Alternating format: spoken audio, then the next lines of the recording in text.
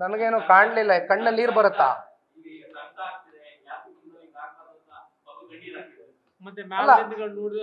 ಅಲ್ಲ, ಈಗ ಕಣ್ಣೀರ್ ಹಾಕ್ತಾ ಇದಾರೆ ಅಂದ್ರೆ ಅಣ್ಣ, ನಾನು ಒಂದ್ ಹೇಳೋದು, ಈ ತರ ಸಾವಾಗಿದೆ, ಇಷ್ಟು ಜನ ಸತ್ತಿದ್ದಾರೆ, ದುರಂತ ಸಂಭವಿಸಿದೆ, ಈ ರೀತಿ ಪ್ರಕರಣ ಆಗಿದೆ ಅಂದಾಗ ಕಪ್ಪಿಟ್ಕೊಂಡು ಕಪ್ಪಗ್ ಮುತ್ತು ಕೊಡ್ತಾ ಇದ್ರಲ್ಲ ಸರ್ ಮುಖ್ಯಮಂತ್ರಿಗಳು, ಗೊತ್ತಾದ ಮೇಲೆ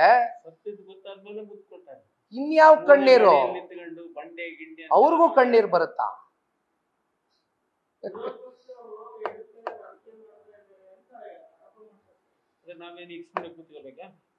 ವಿರೋಧ ಪಕ್ಷದವರು ಇರ್ತಕ್ಕಂಥದ್ದೇ ಆಡಳಿತ ಪಕ್ಷ ಎಡುವುದಾಗ ಎಚ್ಚರಿಸ್ತಕ್ಕಂಥ ಕೆಲಸ ಮಾಡೋದಕ್ಕೆ ಒಂದು ಭಾಗ. ನಾನು ಪ್ರಾರಂಭಿಕ ಹಂತದಲ್ಲೇ ಹೇಳಿದೆ ಅಣ್ಣ, ಇದು ರಾಜಕೀಯವಾಗಿ ತಗೊಂಡೋಗ್ತಕ್ಕಂಥದ್ದು ಬೇಡ, ಇದನ್ನ ಮಾನವೀಯತೆ ದೃಷ್ಟಿಯಿಂದ ನೋಡೋಣ. ಅಂತಿಮವಾಗಿ ಈಗ 11 ಜನ ಇವತ್ತು ಕುಟುಂಬದಲ್ಲಿ ಏನು ಬಲಿಯಾಗಿದ್ದಾರೆ, ಅವ್ರಿಗೆ ಯಾವ ರೀತಿ ಒಂದು ಪರ್ಮನೆಂಟ್ ಸೊಲ್ಯೂಷನ್ ಅವ್ರ ಜೀವನ ರೂಪಿಸ್ಕೊಳ್ಳೋಕೆ ಕೊಡ್ಲಿಕ್ಕೆ ಸಾಧ್ಯ ಅಂತಕ್ಕಂಥದ್ರ ಬಗ್ಗೆ ನಾವು ಚರ್ಚೆ ಮಾಡಿದ್ದೇವೆ.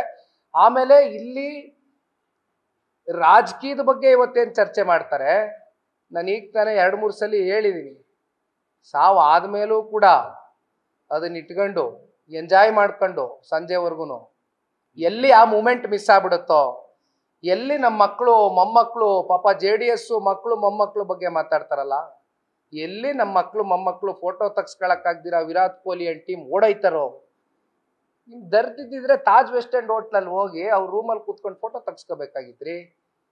DPR ಅಲ್ಲಿ ಇದ್ದಿದ್ದಂತ ಪ್ರೋಟೋಕಾಲ್ ಫಾಲೋ ಮಾಡ್ಬೇಕಾಗಿತ್ತು ನೀವು.